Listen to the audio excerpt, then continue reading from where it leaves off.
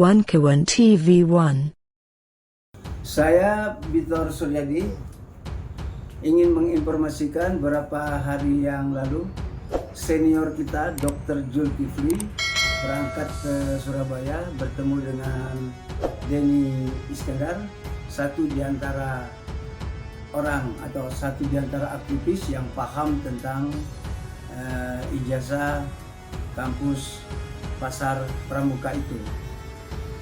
Di hasilnya dari informasi dari Dr. Jul bahwa dia juga melihat hal yang sama ketika dokumen ijazah dan lain-lain itu pada 2012 dibawa ke Mas Pras Setio Edi Marsudi dan kepada saudara Sarip dari Gerindra dan kepada kader namanya Marihop Natkogulu. Jadi dokumen itu dipegang oleh Pak Jul, dilihat, dibuka. Jadi sama juga kejadiannya pada waktu ijazah itu dibawa ke DKI, partai kami di DKI dan juga dibawa ke DPP yang diterima. Jadi partai kami adalah partai besar yang sudah melaksanakan manajerial terbuka, artinya ada proses, ada prosedur kalau ada berkas masuk. Jadi situ sudah diteliti dan segala macam. Jadi dokumen-dokumen itu hasil produksi yang dilakukan oleh Widodo dengan Denny diterima dan dinyatakan sah oleh pihak KPU, walaupun KPU sendiri tidak membuat surat verifikasi ke kampus. Nah, jadi Pak Jul itu menceritakan dia menjadi heran semua dokumen yang harus pakai foto itu fotonya sama semua, sehingga dia berkesimpulan ini dokumen asli tapi orangnya yang berbeda. Nah, jadi dalam statementnya dia mencari Jokowi yang asli itu yang mana, karena berbeda dengan yang di foto-foto itu. Apa yang berbeda di dokumen-dokumen itu. Nah, jadi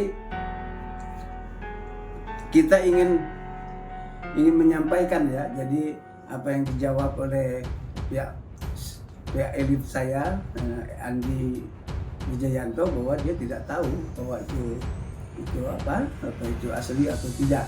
Begitu juga dengan Mas Pras di DKI juga tidak tahu itu asli atau tidak. Karena yang tahu itu hanya dua orang, Widodo sama Denny. Nah, mereka hanya menerima, mereka pegang, mereka lihat, mereka buka-buka itu. Jadi satu diantaranya yang harusnya bertanggung jawab adalah KPU. Jadi KPU itu membawa semua berkas itu, melakukan verifikasi ke UGM, melakukan membuat berita acara bahwa mereka sudah datang ke UGM dan diterima dan sudah berdialog dengan siapa-siapa, terus dicatatkanlah bahwa itu sampai di sana. Nah, kita mau melihat dokumen-dokumen itu setelah diserahkan oleh Mas Pras dan kawan-kawan ke KPU di DKI, apakah Widodo melakukan juga distribusi kemana-mana? Apakah ke SMA 6, ke SMPT di Solo, atau mereka juga kirim juga ke UGM, sehingga disesuaikan apa yang dibikin Widodo itu dengan arsip atau dengan dokumen-dokumen yang ada di Fakultas Kehutanan. Nah, saya juga sekarang sedang berusaha, karena Jokowi ini adalah 10 tahun jadi wali kota atau kurang dari itu. Tentunya ada surat-surat yang pernah dia tanda tangani sebagai wali kota. Nah, di depannya itu ada insinyur atau doktoralis di surat-surat tersebut. Atau setidaknya masyarakat Solo pada waktu kampanye Jokowi menjadi wali kota itu, di stikernya, di kaosnya, di spanduknya, atau di pamfletnya, dia cantumkan apa? Kalau dia cantumkan doktoralis, maka kita menjadi lebih bertanya, ngapain dia kuliah 5 tahun di UGM, dapat insinyur, di wisuda, melakukan KKN, tapi kok ditampilkannya doktoralis? Atau kalau sekiranya itu bodong, atau bukan bodong, itu dapat polos, artinya cuma ditulis Joko Widodo, tanda tangan wali kota Solo. Nah, berarti kita bertanya lagi, Ngapain dia bertahun-tahun bolak-balik ke Jogja kuliah? Sudah berhasil kok tidak dicantumkan. Itu membuat kita menjadi lebih berpenasaran. Artinya setelah datang saya ikut rombongan TPUA, setelah di UGM saya kecewa, terus kalau Pak Jokowi kecewa, terus saya minta sekarang ke masyarakat Solo, nah, untuk membuktikan bahwa mereka pernah dapat surat dari wali kota, ada nama Joko Widodonya. Nah, itu yang mau kita kejar. Atau setidaknya waktu pemilu tadi, waktu dia pilkada itu, ada nggak itu? Nah, kalau itu ada, berarti kita semakin kuat bahwa 5 tahun kuliah di Jogja, berhasil di wisuda, lulus menjadi sarjana, kok ketika jadi wali kota, insinyurnya tidak ditampilkan. Ada apa? Nah, jadi pertanyaan-pertanyaan itu membuat saya terus mengejar. Nah, saya belum berhasil kontak Bambang Tri. Kenapa represifnya Jokowi itu semakin kencang setelah menjelang munculnya Roy Suryo pada waktu Dr. Tifa, waktu Dr. Rismon dan kawan-kawan TPUA. Jadi sebelum ini maka ada peristiwanya Bambang Tri dan Gus Nur. Mereka dipenjara 6 tahun sampai ke pengadilan, tidak ada bukti ijazah itu. Nah, kita melihatnya menjadi aneh. Kok jadi seperti itu ya? Kita lihat juga pernyataan dari Baris-Krim. Jadi kalau Baris-Krim itu paham bahwa ini produksi pramuka, maka kami ya di luar, kami meyakinkan bahwa memang hasil Universitas Pasar Pramuka itu 99% enggak ada beda dengan asing. Jadi sekarang yang dibikin Widodo itu diakui Baris-Krim menjadi asli, dikarenakan sudah dilakukan otentik identik begitu ya. Jadi betapa dahsyatnya ya orang-orang di Pasar Pramuka itu untuk membuat dokumen-dokumen palsu, sehingga Baris-Krim pun tidak bisa membedakan hasil pasar rumput dengan hasil UGM.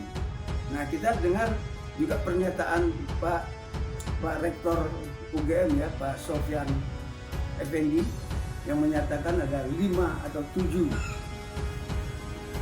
kejanggalan-kejanggalan yang ada dalam dokumen ijazahnya Jokowi itu. Nah, jadi kita semakin kuat. Nah, setelah kami dari Solo, dari Jogja, Ibu Mega juga bikin pernyataan. Kalau memang punya, ini loh, tunjukkan. Pada waktu Ibu Mega lagi pidato di Brain. Nah, begitu juga Ahok. Ahok bikin pernyataan.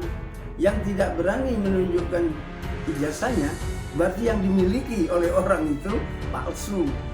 Nah, keadaan-keadaan ini yang meyakinkan kita. Saya tinggal menunggu satu info lagi. Info ini sangat penting ketika masyarakat Solo itu melaksanakan pilkada, melihat stiker, melihat spanduk, melihat pamflet, melihat kaos ada nama Jokowi, Rudi, XX. Nah, itu apa? Di depan namanya insinyur, doktorandes, atau polos, belum punya. Nah, jadi saya semakin kuat bahwa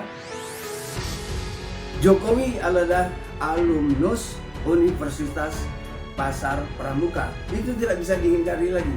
Ketika nanti saya mendapatkan info dari masyarakat Solo. Masyarakat Solo itu kan banyak.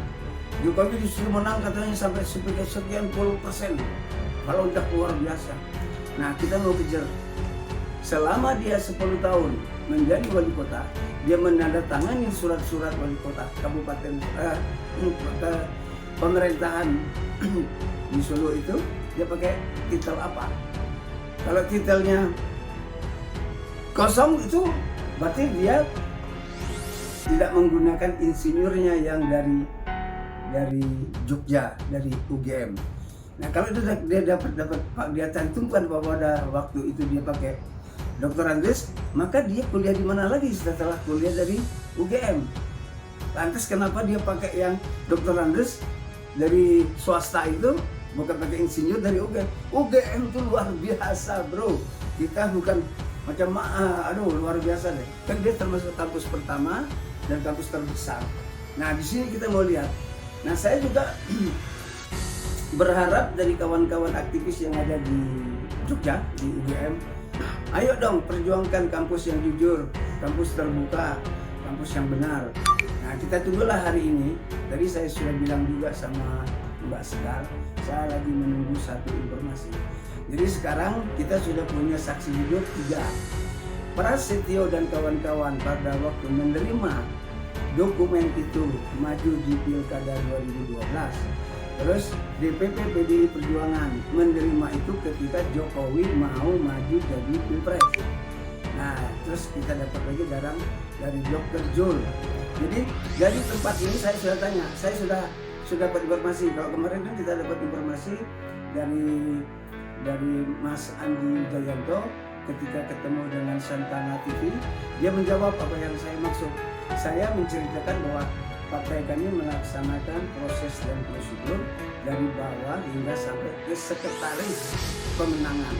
Nah, dia sudah lihat dan dia kasihkan kepada LO dan LO mengantarkannya ke KPU.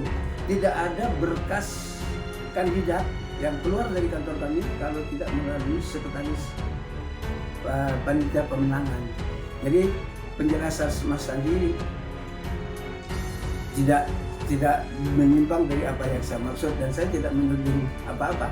Saya hanya membutuhkan itu tadi, adalah dia pegang, dia lihat, dia buka, dan kok sama semua. Cuman dia nggak bunyi, yang bunyi itu Jul, Mas Pras. Itu saja pagi ini. Terima kasih banyak Mbak Sekar. Assalamualaikum warahmatullahi wabarakatuh.